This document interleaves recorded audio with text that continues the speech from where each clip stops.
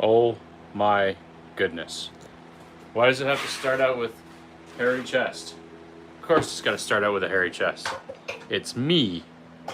Did you expect? Ah! It is 30 odd degrees in here. And we're going to be tending to my square. I use this all the time. This is a very handy dandy square. I just started cleaning it up because I've used it for probably 15 years and never once taken care of it.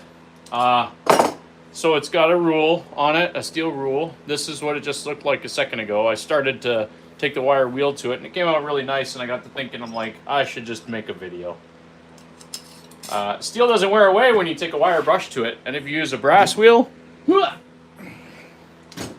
even less wears off. Let's see if we can get a better shot of what I'm doing here. All it is wire wheeling. Oh no, the camera's crooked! Okay. Okay. Okay. There you go. Look at that. Would you just look at it? Would you just look at it? It's actually pretty good. Like I said, I've used this for a long time. It's great for making straight angles. Here's some brackets I was making for a thing, for drawers. They worked out okay. But to scribe a straight line, or if you want a 45, you can put it on the other side and scribe yourself a 45-degree line on it, or scribe.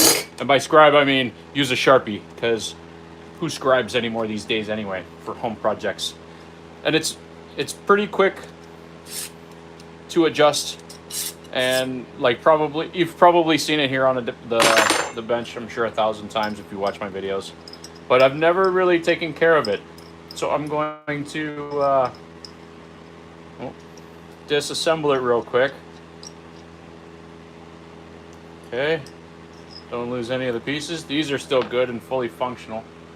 But this part here used to have a level in it, and I have it somewhere. I have no idea where it is, really. Somewhere. It's over there in the cabinet, and it just sort of fell out the one day. I'm like, oh well. This thing, I don't use this at all for anything. But what I want to do is paint this. There's some scratches here. I'm not too concerned about the scratches. It's a little bit dusty. No big deal. But I'm going to paint it first. I have a piece of cardboard for painting. I'm going to paint inside the garage because it's a thunderstorm outside. Let's see here. I'm going to paint right here. Just because. So there's critical surfaces here if you want to be pretty precise using it. This flat surface here, this surface, and this surface are critical surfaces, let's call them. I'm going to avoid putting too much paint on it. When paint dries, I'm going to sand it. All of my tools all my tools are painted 2 colors. It's kind of important to me to paint my stuff. Look here, I rebuilt this like many years ago. That's with this color and copper color too. If you take it to work and you need it and you're using it all the time and other people have similar tools, I find it's easier just to hit it with a $4 can of spray paint, or punch my name into it somewhere, or clock number at work, or whatever you want. I haven't really decided on this one yet. I think I'm going with copper because copper is awesome. It's a steampunk kind of look. And there's more in this can than the red one. That red one actually is the color of my Mustang. It's just leftover spray paint I've had for years. I don't really paint too many things that color, but... Alright. Let's turn this fan off. Now you know what the humming was.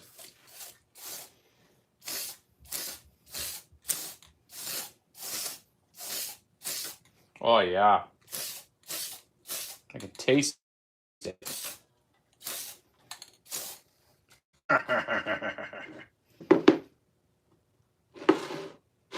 gonna fall on the ground here, I know it. Maybe I should have left the fan on.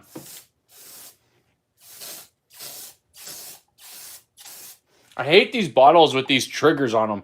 I like the old school ones. You could remove them, change them for the tip you want. I should have painted it with the red one. It's got the old bottle.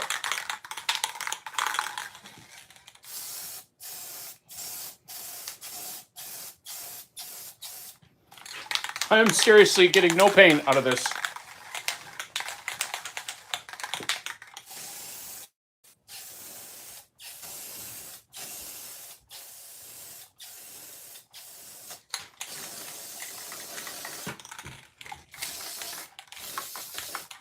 And just like everything else I do, overspray on everything. Where's my thing? Let's turn the fan back on.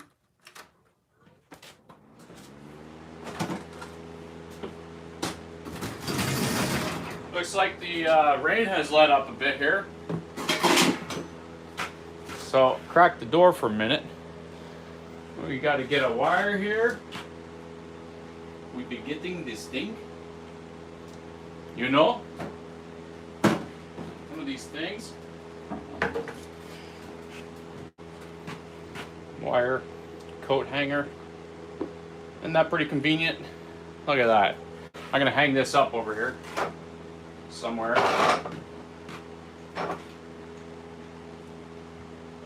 Somewhere close.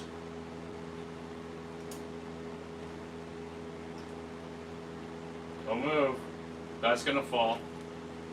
Come on!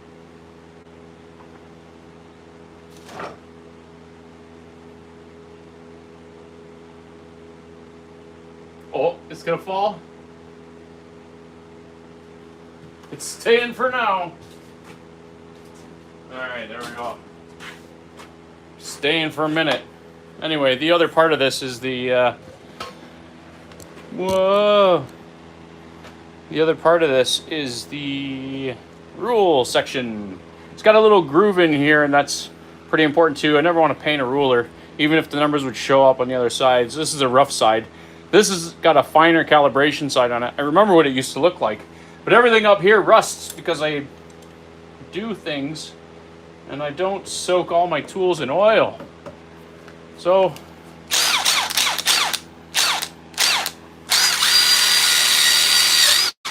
wire brushes, you can be made out of brass or you can be made out of steel. For oxidized steel tools, steel brush will do nicely. And sometimes they come with like a brass coating on it. I don't know why.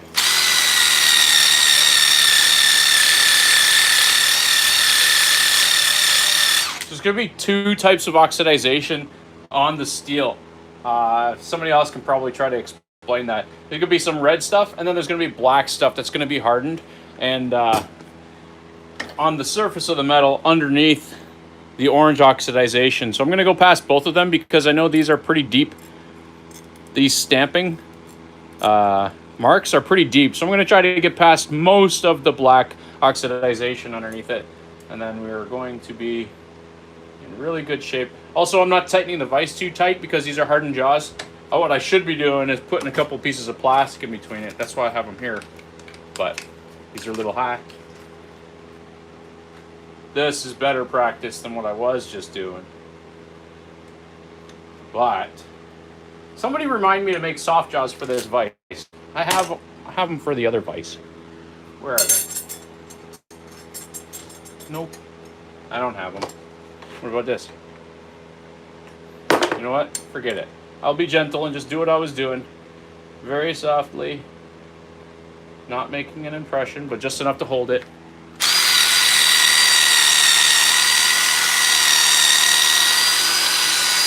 Would you look at me go?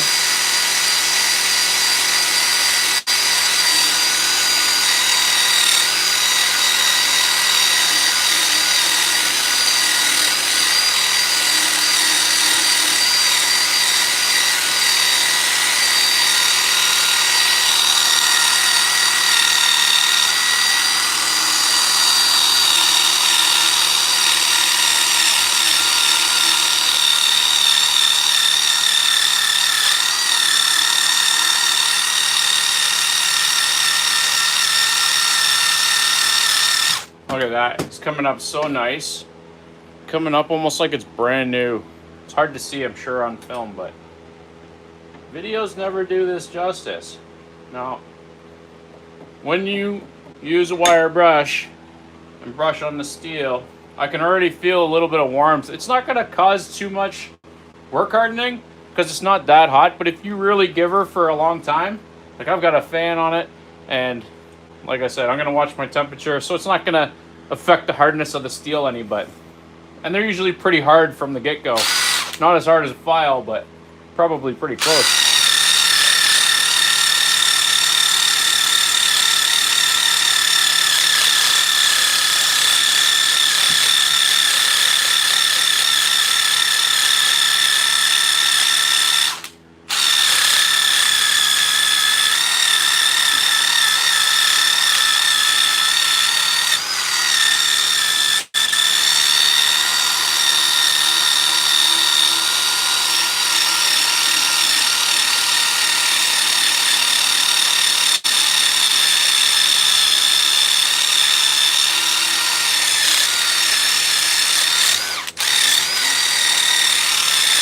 Look at that. Thank you very much, Mr. Stanley.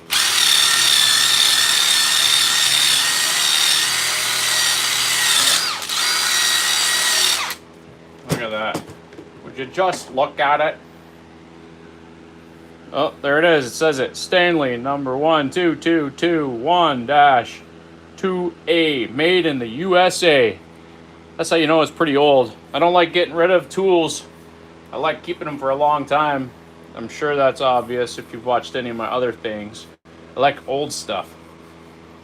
I want to give it a nice finish. Got some Scotch-Brite here.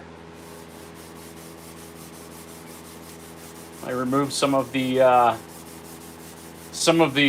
wire brush marks and leave it with a more of a satin finish than a recently wire brushed finish. Squeak, squeak, squeak, squeak, squeak, squeak. Would you look at that?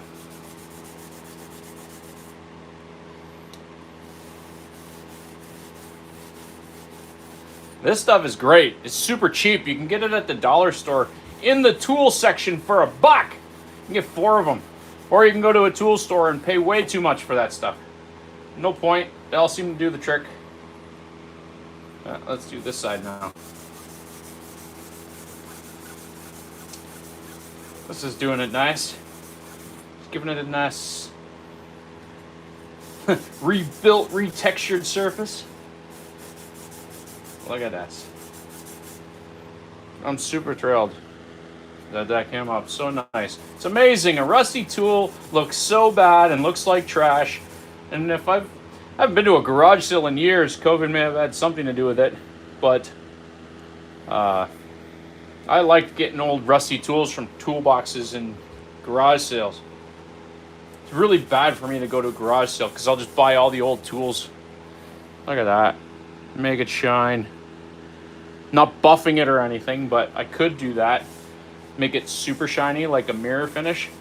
I don't want to take down any of the material that is part of the numbers here. Still feel them real good. They're really heavy stamped. So there you go. That's an 1/8, 16ths. Does it go 16ths? Yeah, 16ths on this side. And then this one's got 30 seconds? Yeah, this one's in 30 seconds. So I have more precise rules in here. And let me see if I got something here. This one's neat. This is the Executive Desk Chum. This is another rule. It's like a letter opener. I like things with charts on it. There's your decimal equivalencies. Oh, that's another thing too. If it goes to 64ths, we used to do this trick for like young guys in the machine shops. You can tell them that you can measure something with a ruler within 4/1000ths of an inch. And then you get your steel rule out. I want to open that. Oh no! It moved. You know what? Let's just wait a few minutes till that dries. But if you get your steel rule out and you measure something within 4 thousandths of an inch would be you split your 64th. So you can see pretty close and accurate how something could be measured, right? So let's say we're measuring this off 2-inch, and I can measure from here to here, and it looks pretty close. But what I would suggest is that it's probably, and I ordered this sheared 2 inches.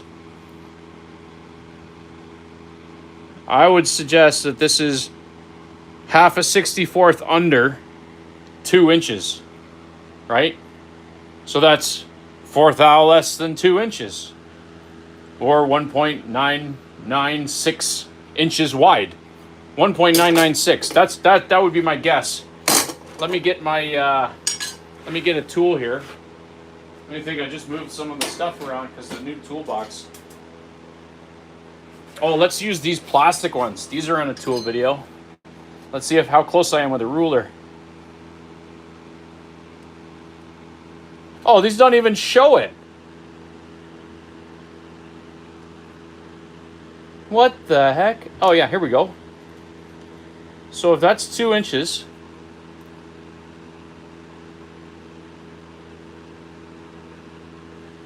so if I said it was 1.996, it is reading 1.997 right now. So that's within 1/1000th of an inch that I was able to measure this with a steel rule. Just a neat little trick. You can measure things pretty accurately. I wish I just knew where my dial caliper was. Actually, you know what? It's in this box. Let me get it. Let me get the good one. I'm sure it's right here. Oh, it's not even here. What the heck?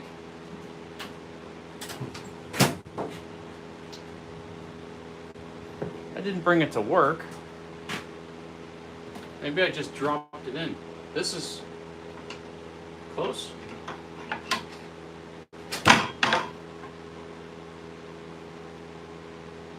It's getting close. I'm going to put this right in front of the fan. We'll pay more attention to that in a second. I did not drop it in here, but I do have one of these. This is a 1:2 micrometer that I have not used in quite some time. All right, so where did I take that piece of steel from? Let's see how accurate my ruling was. According to the plastic vernier scale, I was very, very close.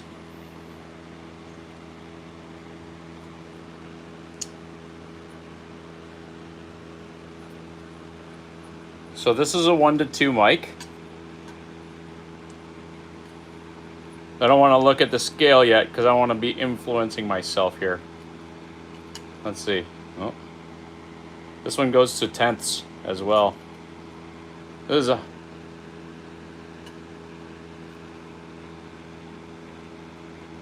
it's catching the burr on the one side. Let's see.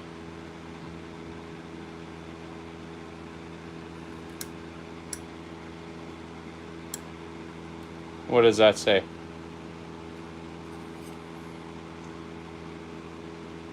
Five, 6, 7. Yeah. So it's 1.997 with the mic. So there you have it. So you can actually do that yourself if you want to. Split a 64th and then you're around 4/1000ths of an inch.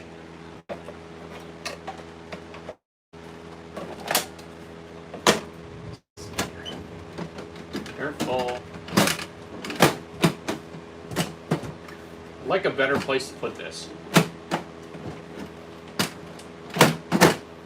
It seems, it's like it fits perfectly here, but it's not perfect for here. I would like a better place to put it. If I ever clear off this desk a little better behind me here, I probably would do that. So let's see. Let's see if this needs any more attention. This might not need any more attention. There's a speck of rust in here. This is obviously a different type of steel than this is. It feels softer, straight up. Like, I bet you if I scratched it, we can probably figure out the hardness, but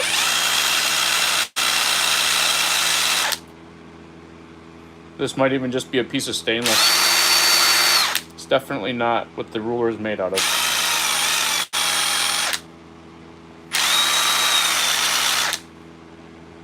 There we go. And thankfully I didn't shoot it out of my fingers over there somewhere. Wouldn't be able to find it. Threads are nice and clean, no sense running a tap over it. And it only screws into this plastic piece, so nice and smooth. No big deal. Let's check on our paint. Okay, our paint's dry, so that's good. 10-minute quick paint jobby.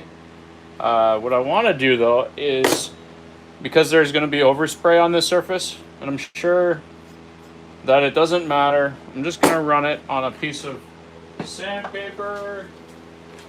I've got some 220 here. This, I'm sure, is a cast aluminum, so it's really soft. So if I keep sanding on it, the aluminum will disappear quickly. That.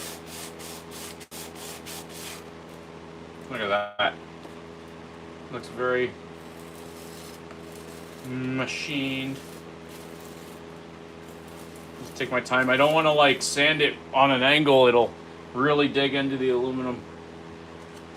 I'm going to try to avoid that.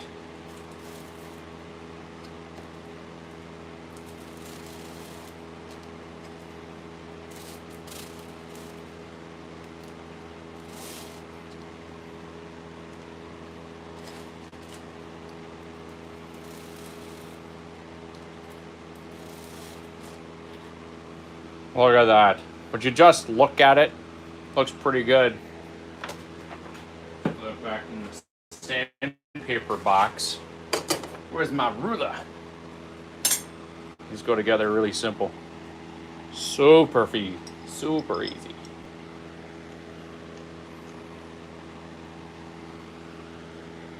There we go. We just have to line up the ruler with the side. Bum, bum, bum.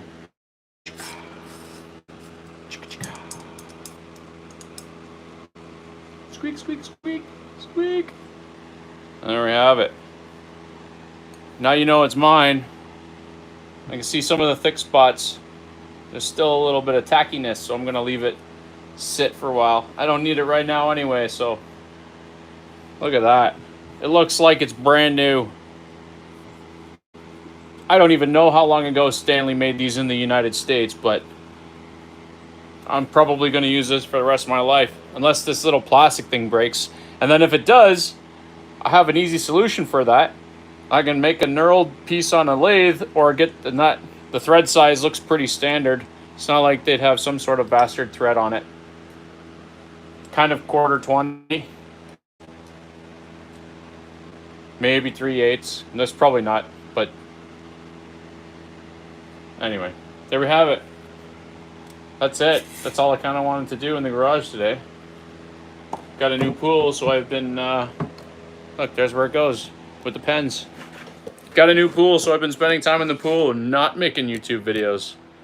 Let's see, anyone got any questions? Does it even show comments? Tap chat. Some messages, such as potential spam, may not be visible. Live chat.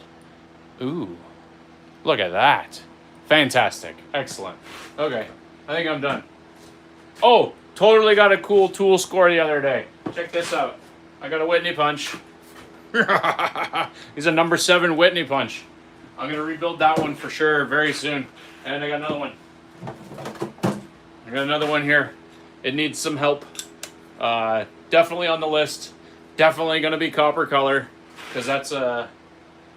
And you know what? Actually, you might want to order some Plastidip for this one. I don't normally put Plastidip on my handles and stuff, but I want to try it, and this looks like something I would probably be able to plasti dip pretty easy. Let it dry over a couple days or something. Somebody's got their initials welded into this, but I'm gonna see if I can't buff those out. Yeah. Part number 7-1. Whitney Punch number 7. The Whitney Punch number 5 is that tiny handheld thing that can barely punch holes through 4 pieces of paper. But I can't afford the big throatless one. There are other ones made with like multi-indexing heads. I have one at work I use for gaskets, punching holes in it. Very exciting things. Well, I'm bored. It's almost supper time. I think it's Taco Tuesday.